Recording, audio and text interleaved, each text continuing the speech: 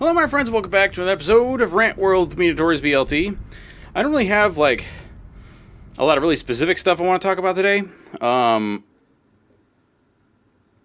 really have a lot of specific stuff that I want to talk about today. One thing I do want to mention, though. I think it was in the previous episode, I talked about the time that I spent with my cousin. Maybe it was in an episode before. No, it couldn't have been an episode before that. No, it couldn't have been. It doesn't matter. Anyway, she told me about a name that her friend has for her cat, which I think may be one of the greatest cat names I've ever heard. The cat's name is Princess Valhalla. This is just such a good name for a cat. Oh my god. Alright, so I did kind of lie a little bit. I do have one thing that I kind of want to touch on today. And that is, it's super exciting, I know, so please keep your pants on. Statistics. Yeah, I know, it's everybody's favorite subject. It occurs to me that there's a problem that we have in the United States, and I want to talk about this just a little bit. I think that people, and it's probably just not just the United States, it's probably a lot of places, but there are a lot of people that misinterpret statistics, and some of it is malicious, certainly, but I don't think all of it is. I think, some of it is, but not certainly not all of it. So, what I want to talk about, at least a little bit, is how to interpret statistics, I guess. And I don't want to make this to be like the most boring goddamn episode you've ever seen. So we're hopefully not gonna go that route. So let's talk a little bit about something. And I don't mean to say like you got to listen to exactly what I say, because the way that I interpret statistics is the way that everybody should do it, and you guys know me. That's not how I am. That's not who I am. That's not how I am. But I do want to give some guidelines and examples, etc. Did I actually just hit a button that fucked things up? No, I didn't. All right, good. So here's an example. I heard the statistic the other day. Well, actually, it was like a couple months ago, and I'm paraphrasing it just a little bit. And basically, what that means is that I am not stating exactly what it was, or the full intent of it. But I'll try to get that across to you. I heard the stat that, if I'm right, it was something around 65% of men dislike sharing meals with their partner. And to me, that sounded completely ridiculous. Now, I don't consider myself to be the best example of modern males. I have been told many times I'm a bit of a weirdo, but hey, you gotta start somewhere. So I started thinking, what could this possibly actually mean? And that's kind of part of what you have to think about, is that there's, to understand a statistic, you have to kind of ask questions about it and to figure things out. So, as an example with this, you can think about, well, what was their sample like? What kinds of people did they ask? Did they ask only heterosexual males? Did they ask, heterosexual, homosexual, trans, everybody that they could? Was that even part of their sampling process? And what I mean by sampling, because if you don't know how statistics is really approached, the way that you usually attack statistics is you say, all right, I want to know X. And that's an important part. It's that you want to know something. It's not that you want to get data to prove a point that you already think is valid. You are simply collecting information so that you can figure out or possibly draw conclusions about something. You don't want to ever go into this kind of thing with a conclusion already in mind, because that just that basically sets you up for failure. So there's a bunch of different sampling techniques. What is a sample? A sample is a group of people. They are the group of people from which you are going to derive your conclusions and also receive your data. And by deriving your conclusions, I mean you're going to derive your conclusions from the data that they give you. So here's a really bad example. And it's a bad example because of the sample size, and also because you're using people that you know. What percentage of people like ice cream? I asked two of my friends. One said they like it, and the other said they don't. So you say 50% of people like ice cream and 50% don't. That's a bad statistic. But that's kind of an example of a bad example of what you're going for. And I don't remember what I was using this particular example for, but that doesn't really matter. So you Oh, right. We were talking about what a sample is, why you sample, etc. So that's a bad example of what a sample is. It's the population of people from which you are getting your information from. So you have to ask, or well, maybe you don't have to, but you should ask. Well, what groups did they talk to about this stuff, or did they get any further details, or was it just like a very simple yes or no? Or like or dislike in the case with this weird thing with the 65% of males don't really like sharing a meal with their partner.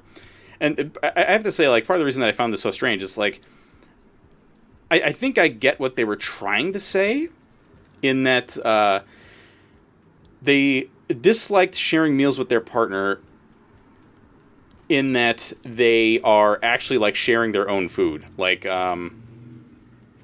say I order a burger with fries and my girlfriend asks me for a fry and I'm like, yeah, sure. Apparently 65% of males don't like that. That was the perspective that I got on what they were going on what was being explained, okay?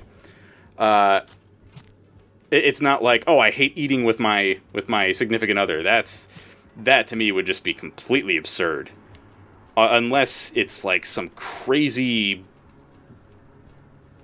issue with somebody being like, oh, I just don't like it when people watch me eat because it makes me nervous. Like, okay, sure, I guess I can understand that, but like to strongly it'd be strongly unfavorable towards the idea of eating with your significant other that's just madness to me, man. So and that's another portion that you kind of have to ask about, like what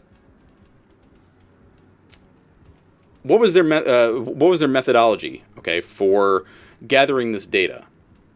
What kind of questions did they ask? What kind of people were they asking? Did they believe that the social status or whatever of the populations were significant? And if not, why? Because really they shouldn't have any preconceived notions going in.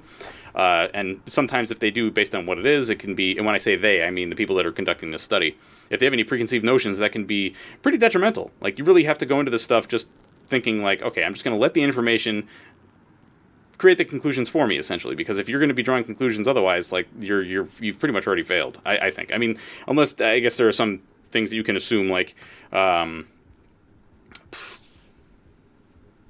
you fall out of a plane that's really high, you're going to die. That's it's really bad. Well, I mean, it's a conclusion you can draw because that's what's going to happen. But what I'm trying to say is not terribly pertinent to what we're talking about right now. So, like I'm saying, you want to understand. You want to try to understand how it is that they got to these conclusions, or like how they got this information, etc. Or I'm sorry, not how they got this information. How they reached the conclusions they did, and if the conclusions that they came to are of any major significance. In that, oh Jesus, I'm getting lost in my own brain here. Just bear with me. This happens all the time. I'm getting lost in my own brain.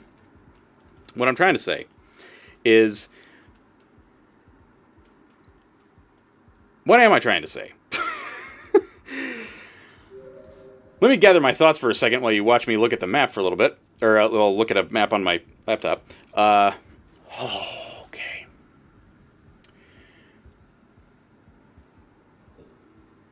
Sometimes the way that conclusions from studies are presented in a particular medium, whether it be the news or an article or something, usually when it's presented by somebody who is not a scientist, not somebody that when it's for lack of a better term, when it's somebody who's a layman and they are drawing conclusions from this stuff, that's when you want to be a little bit more careful, I suppose, is what I'm saying. Not to say that, like, oh, if you aren't a statistician, then, like, go screw yourself. That's not what I'm saying, okay? But sometimes people will look at stats and then draw the conclusion that they already kind of wanted to see. And that's not good. That's not good. An example is there was this scientist some time ago who was conducting a study on genetically modified organisms, or GMOs, and their safety for human consumption. the conclusion that he came to was that they are harmful to human beings, but after peer review, and peer review is you get people that are in the same field, like, you know, your colleagues, people that know that know the subject matter. After peer review, it was discovered that this guy used items that were not actually, I think it was like a potato, that were not actually meant for human consumption, to determine that GMOs were dangerous for human consumption. That skews your conclusion like a lot, because you're basically saying, oh well, essentially what it was is this guy wanted to find this particular thing, that GMOs were going to be harmful to people, and so he, at least this is my understanding of what happened with this whole problem. He took this food item that was not even meant for human consumption, and then did a study using only that, and then said, aha, all GMOs are bad for people. But, like, really? You can't say that with such a small sample. That's crazy. So that's kind of what I mean. Like, you have to be careful about who's drawing the conclusions, you know, because if somebody has any kind of bias, or like, I hate this word, but if somebody has like an agenda that they are trying to fulfill, then you got to be careful. And you won't always know if somebody has an agenda, but it's just something you have to watch out for when you're looking at this stuff. There are a lot of other examples, like usually looking at some blogs or places that call themselves news websites that I hesitate to call them news because it's just like, I don't know. In order to be news, I think you have to be at least a little bit credible, and not editorialize your articles to a ridiculous degree. Kitten, was that you? Kathy, are you meowing? 100% of cats in my household meow a lot. That is not statistically significant because there's only one cat in my house. That's a very small sample size, I'll have you know. See, good example of a bad study conducted by yours truly. So another thing you want to look at is, do the conclusions drawn by this study actually seem to match the data that was in the study? And there are certainly times where that's not going to be the case. Depending on, obviously, who's conducted the study, or, you know, what the subject matter is, etc. I can't really think of a good example off the top of my head because well, let's see. I suppose there is an example that I've seen, but it was not the person that actually conducted the study that was in the wrong.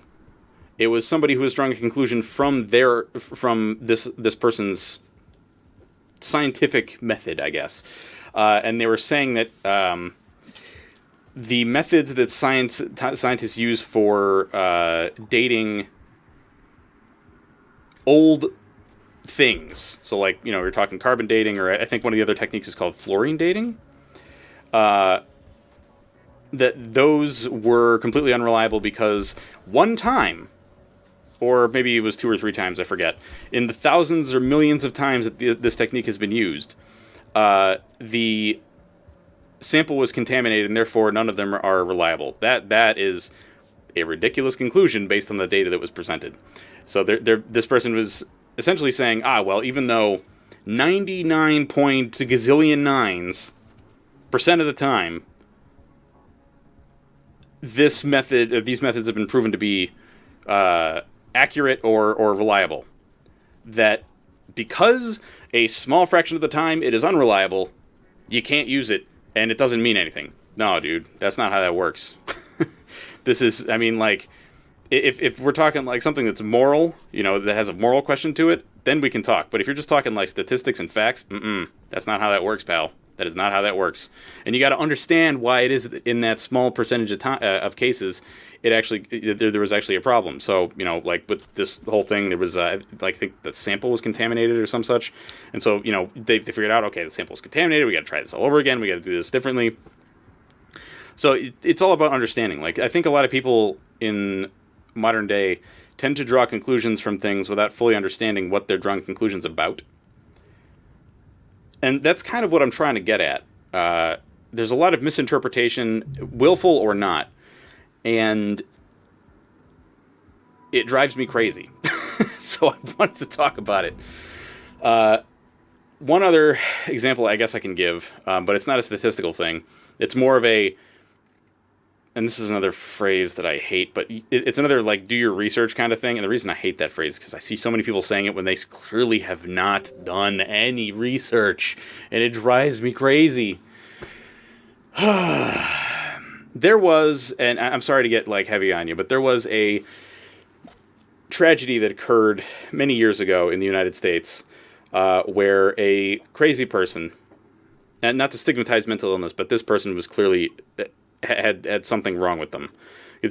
Obviously not all mental ill people or people with mental illnesses will do this, or anything even somewhat equivalent. But there was a shooting at a elementary school some time ago called Sandy Hook in Connecticut, which is Connecticut is basically the state right below the state that I live in. And there was a group of people at a website that started saying that this whole situation with the shooter and these children who had been slain and the teachers that had been slain was made up. And based all of this on, at least as far as I could tell, they based all of this, and many of the people that still believe this, and I can't believe that people still believe this, but they do, on the fact that on the FBI crime database, there was no record of this crime happening. So they thought that this whole thing hadn't happened at all. Well, that's not accurate whatsoever. And I'll tell you why. The FBI's crime database generally draws information from the specific towns. So the towns will report, okay, our police not investigated, but handled, X number of things that happened, X number of disturbances or incidences or whatever you want to call them. And so that's what the FBI draws from. In this particular case, the state police were the ones that handled the situation. So why is that significant? Well, it means that the information will not actually show up on the FBI database, which is something that you can freely look up online. You can go to the FBI website. FBI is the Federal Bureau of Investigation in the United States. Just the first, little part. It's not Federal Bureau of Investigation of the United States. It's just Federal Bureau of Investigation. The United States part doesn't need to be said because it's located in the United States. It's pretty obvious. So if you do a little bit of looking, and I mean a little bit, it took me about 5 minutes, because I was wondering how it is that these people can still be saying this, because it just seemed disgusting to be denying these things in the face of these parents that had clearly gone through a horrible tragedy. And even the kids too, their friends had been butchered by this monster of a person. So I took the 5 minutes to look, and it turns out there is actually a place where this crime is documented, and it's in the Connecticut State Police. Of course, I can't remember the name of the document right now. Go figure. But there is a Connecticut State. I don't want to say repository, but it's like it's all this. They have all the information regarding crimes that have occurred in Connecticut that the state police have handled. And what do you know? This Sandy Hook massacre was there in the data. So this whole idea that this thing was made up and that it didn't happen, what do you know? It was absolute garbage. This idea that this horrible tragedy hadn't happened, and the fact that these people were still trying to say this to further their own ideas is just completely repugnant to me. It's disgusting that people would do this, but people have done it. It's one of those. It's another one of those things that I don't think I will ever get over, despising this frame of mind. This frame of mind of my thoughts and ideals are more important than reality. Because that's really what it is. When you distort reality for either your own gain or just to prove yourself right, you are becoming a garbage person. In my opinion, my humble or not humble opinion, whichever one you want to say. or am I incredibly full of my self opinion? I don't know, but that's just how I feel on the subject. But that's why I think that this is so important. Is it's okay to question things, but you got to go about it in the right way. And I don't mean the right way as like a way that agrees with a particular group of people. I mean you really have to do your due diligence and make sure that you're not playing yourself. I guess is the way I would put it. Because really, in the end, if you don't look at this stuff in a factual manner, you are playing yourself. You are actually harming yourself. Because you are restricting yourself to believing in garbage. I really hope that makes sense.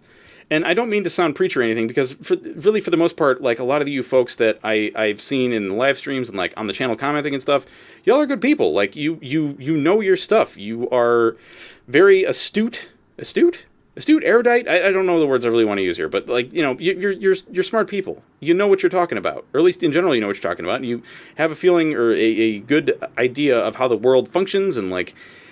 But this is just this is Rant World. I got to get some stuff off my chest, and that's exactly what I'm going to do. It's stuff that bothers me on a visceral, personal level. And I mean, there's a lot of stuff that bothers me on a visceral, personal level, but I don't want to... There's a lot of things that I don't feel like I can talk about without... Maybe not dividing people, but... There's a lot of very touchy subjects in the United States, if that makes sense. And all around the world, in fact. And there's some things that, because I don't want this channel to become like some political commentary channel, because this is not who I am. I don't, I'm very mentally involved in politics, I guess is how I'd say. Like, I've never campaigned for anybody. I'm probably never going to, because, let's just not get into that. But, I don't, that's not what I want this channel to be. This channel is not about political stuff. It's supposed to be about gaming and having fun and just talking about smarty pants stuff, hopefully. But, and not to say that I'm like the super smartest person in the world, but I don't need to say that. You guys know, anybody who's been around the channel for a while, you know how I am. You know who Notorious BLT is. You know what kind of person I am, or at least you have a pretty good idea of who I am. Because I can't really hide it very well. Some people hide their stuff very well. I can't. As was said during our main vacation, in a somewhat joking manner, girlfriend has let me be myself for too long, and that's just it. I can't not be myself. And the context of this was a joking thing about the wedding being off, and we're not going to get married, and like we're separating or whatever. And I said, no way that's ever going to happen. Like, I would never leave girlfriend because, she's let me be myself for too long, and nobody else would deal with that kind of garbage. And that sounds a lot worse than I really mean it. Like, really, I would never leave girlfriend anyway, because, I mean, why would I be with somebody for, 12-ish years, and then... Yeah, and I should say willingly be with the same person for 12 years, and then ask them to marry me, and then not actually enjoy my time with them. That just seems crazy. Which is another thing with this whole, how, guys, are you not cool with sharing a meal with your significant other? Like, is it that they're saying, oh, well, why don't you order this and I'll order this other thing, and then... I'll eat yours, and if you want mine, you can have that. Like, I guess if it was that, I could understand. Like, that seems kind of garbagey, but that's just... I don't see that as happening. Because then it would be, really, I don't like it when my significant other steals my freaking food. That, yeah, I can get behind that. I don't want anybody to steal my food. I don't want anybody to steal your food. You get your food, and that's it. But if you're upset about, your significant other gets, fish, and you get chicken, and you both eat both of those things... And then he or she is like, hey, why don't you share? And, I'll give you some of mine. You give me some of yours. And then you're like, no. I don't want to do that. Like, okay, well, maybe you should just talk to your significant other and tell them that instead of, taking a survey and saying, I don't like it because, I can't talk to my significant other and express my feelings to them. Like, that's crazy to me. Just talk to your significant other. Talk to your people. This is the best thing you can do. Is just have a conversation. Talk. That's one of the reasons that I've been with girlfriends for so long. We actually discuss our differences and our problems. Like, I think we've only ever had a shouting match, like, once in our entire relationship. And I know that we're weirdos, but, like, still, I cannot express how much talking to people helps. Just expressing your feelings. And sometimes, you know, there have been times where we've discovered, you know, girlfriend's perspective on something was a little ridiculous. Or, what happens more often than not, my perspective on something was a little ridiculous. And so I have to, is acquiesce the right word? I think acquiesce might be the right word. I have to, you know, I have to defer to her position because I, you know, logically and just in the, maybe not a moral sense, but in the perspective of I'd like to stay in this relationship for a lot longer, you know, I can't justify sticking to my guns because it just doesn't make sense. You know, that's another thing. Like, it's okay to be wrong sometimes. Like, people have moments of failure, or moments of weakness, or, you know, moments of being illogical where you're not thinking things all the way through, and so you say or do something that's not entirely, that doesn't make sense, or like hurts somebody, and you gotta be able to look at that stuff and, you know, own it. You gotta deal. That this freaking squid cicada though is so in the wrong right here because it stopped working. And there it goes, flying away. What a jerk. What a jerk. But, I mean, I hope y'all are getting what I'm saying, and this isn't coming across as, you know, some super full of myself garbage. You know, I'm hoping this comes across as how I mean it. In a more... Maybe not teaching, because that makes it sound like I think I'm above everybody. That's not the case. I'm just kind of sharing my perspective and hoping that people understand where I'm coming from. You know, I think the only thing I could ever really teach is math. Because that's, you know, like what I do for a living. So that's really it. And probably only to, you know, people in elementary school. Because, God, if I get into advanced math, I'm just going to confuse myself. Not that I'm bad at advanced math. I mean, for Christ's sake, when I went to college, I took a placement test, and they were like, holy shit. So, do you want to take, like, senior level classes? And I said, yeah, sure. And I did pretty well. Not to like, toot my own horn or anything. I just, you know, to kind of even things out, as an example, while I was very good at math, English, not so much. Math and science were really my thing. English and, like, the creative stuff, not so much. Like, I have a very process-oriented brain. I don't really absorb the...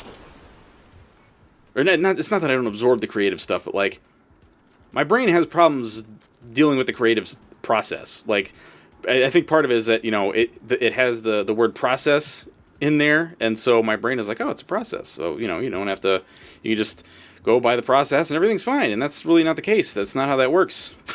You can't do that.